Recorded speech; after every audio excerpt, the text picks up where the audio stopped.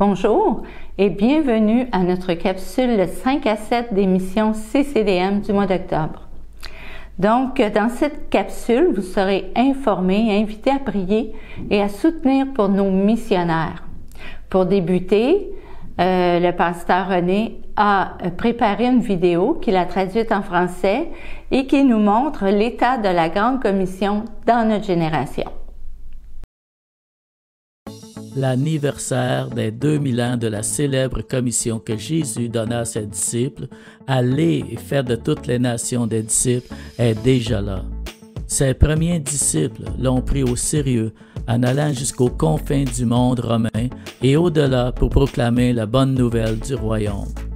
Ils sont partis parce qu'aimer Jésus, c'est faire ce qu'il demande.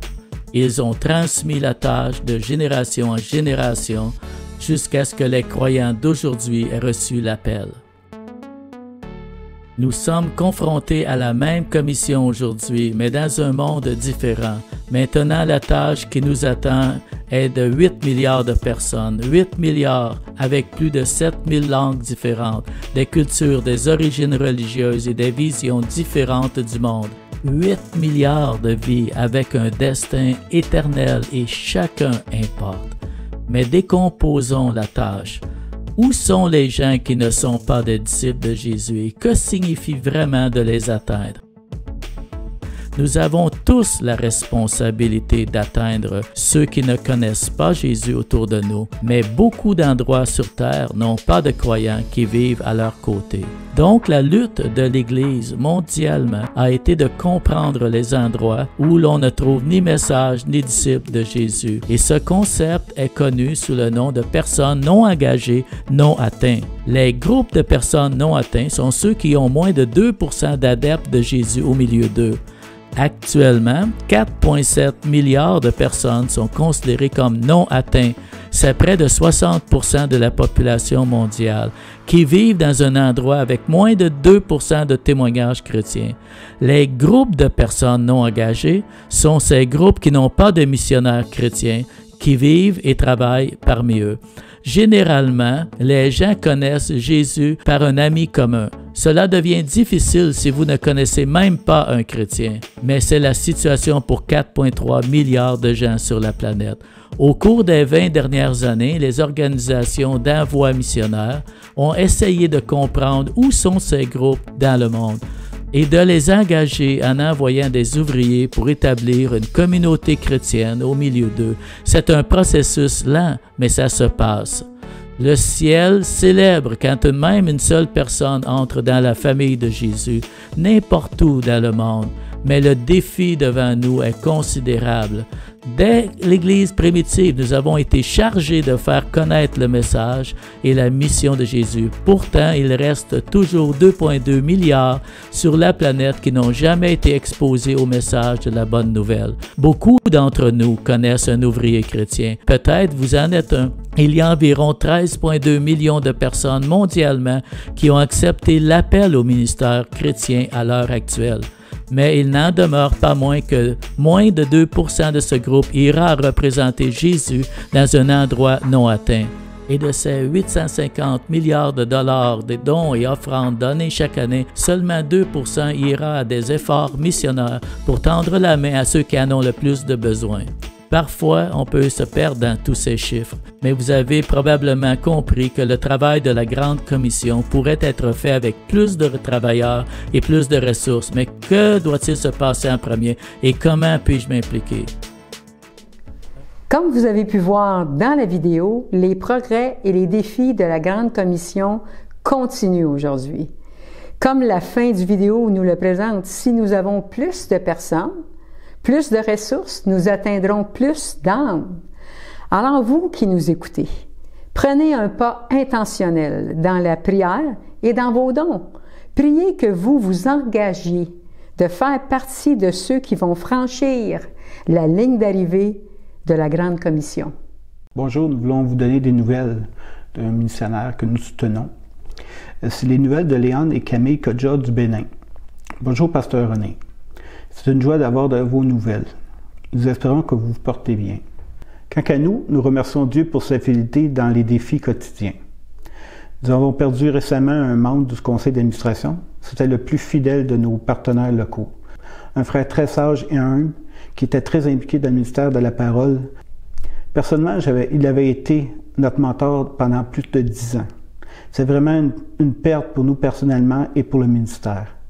Nos cœurs sont réconfortés sachant qu'il nous a défensés auprès du Père Céleste. Nous continuons dans le ministère des couples, des enfants et dans l'enseignement de la parole. Nous continuons aussi dans la construction de notre centre et nous espérons que la fin des travaux sera pour la nouvelle Pâques. Maintenant, nous serons encouragés par cette vidéo de la famille Jonathan et Anne Berceau au niveau du Togo en Afrique. Bonjour à tous depuis Lomé au Togo où Jonathan et moi sommes toujours. Et voilà, ça fait déjà plus d'1 an que nous sommes ici à Lomé.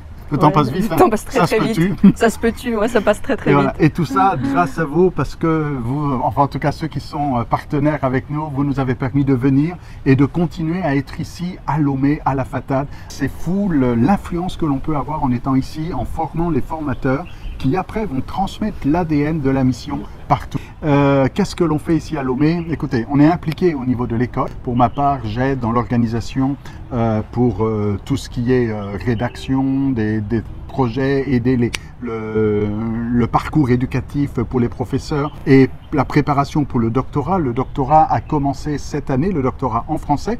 Il existait en anglais. Là, j'ai donné le cours de grec avancé pour le doctorat. Les étudiants sont passés au travers. Alors moi, pour ma part, je fais de la télé. La chaîne de radio Jésus vous aime, dont je vous ai déjà parlé, a lancé une chaîne de télé nationale. Donc je suis allée plusieurs fois faire des émissions et je les aide un peu pour structurer l'émission. En tout cas, c'est très intéressant. Puis avec l'expérience que j'ai, c'est utile pour eux en tout cas. Donc là, je suis en plein déjà dans les émissions de télé et aussi dans la révision et dans la traduction de cours, de manuels pour les pasteurs, de livres. Donc vous voyez, l'impact ici de la faculté, c'est pas simplement pour les étudiants et les pasteurs du Togo, mais les étudiants viennent de partout, de l'Afrique francophone. Il y a des cours en anglais aussi, mais imaginez, en étant là, au Togo, on impacte toute l'Afrique francophone. Alors ça va depuis le Sénégal jusqu'à Madagascar. Il y a 18 pays francophones qui sont représentés ici. C'est une école ici qui est très axée sur la mission et donc de pouvoir encourager l'Église africaine. Former les futurs missionnaires aussi. Que l'Église africaine envoie des missionnaires dans ces pays à accès restreint. C'est vraiment le focus, hein, c'est vraiment le cœur ici de cette école. On est dans le processus d'adaptation. C'est sûr qu'on avait un visa qui était provisoire. On doit prier pour cela aussi, renouveler notre visa pour avoir une carte de séjour. Mais dans l'ensemble, ça se passe bien. On est béni d'être là. En fait, le plus important, c'est d'être là où Dieu veut que l'on soit. On sait qu'on fait une différence, qu'on n'est pas là inutile. Maintenant, quelqu'un dira, mais pourquoi vous soutenir si vous avez déjà tout ce dont vous avez besoin? On a ce qu'il faut pour notre premier mandat, mais on a un deuxième mandat qui arrive bientôt. Et puis surtout, on est dans un pays qui est pauvre. Hein. Il y a beaucoup de pauvreté autour de nous et on veut participer, on veut aider. Mais si on avait un budget de quelque peu supérieur, ça nous permettrait d'aider. On a par exemple eu un orphelinat, on vous en avait parlé, une école dans le nord du pays qu'on avait visité. On aimerait pouvoir les aider à acquérir un terrain et construire une maison pour accueillir les orphelins. Et c'est des projets qu'on a à cœur et on aimerait pouvoir vous transmettre un petit peu ce qu'on a à cœur pour que vous puissiez nous aider à les aider. D'autant plus que la crise frappe fort aussi ici en Afrique de l'Ouest. Il y a des craintes, augmenté. Tout a augmenté. Alors on a besoin de votre soutien pour que nous-mêmes on soit votre bras ici pour aider autant qu'on peut. Alors merci d'être avec nous au Togo. Que Dieu vous bénisse. Que Dieu vous bénisse. À bientôt. OK, wow! Ils sont vraiment très actifs et exercent une grande influence sur dans divers pays de l'Afrique. Maintenant, nous nous déplaçons vers l'Ukraine, le Liban et l'Irak qui ont vraiment besoin de notre aide. Yvette Isaac de Road of Success nous écrit « Nous sommes là pour assister et aider à soulager la douleur causée par la guerre et la destruction partout où nous intervenons. L'année dernière, grâce à votre soutien, nous avons pu envoyer une équipe de 18 personnes composée de médecins, d'assistants médicaux, de conseillers d'une équipe anti-stress au Liban et en Irak. En octobre, nous retournons avec une équipe de 20 personnes en Ukraine, au Liban et en Irak, car la guerre et la destruction qui règne entraîne jour après jour chez les femmes et les enfants à désespérer davantage. Nos partenaires de mission et les églises sur le terrain sont débordés et ont besoin de notre aide. Au Liban, il n'y a pas d'approvisionnement alimentaire, il n'y a pas d'essence, il n'y a pas d'électricité et les hôpitaux sont fermés parce qu'ils ne peuvent fonctionner sans ces services publics et essentiels. Dans toutes ces situations, Dieu nous encourage à faire de notre mieux. Il est écrit au psaume 10 et au verset 16 et 17, « Toi, Éternel, écoute le désir des affligés, tu les encourages, tu écoutes leurs cris, défendant les orphelins et les opprimés. » Pourriez-vous vous associer à nous afin de soutenir notre équipe missionnaire? Maintenant, nous vous présentons 2 courtes vidéos vous donnant un aperçu de leur mission.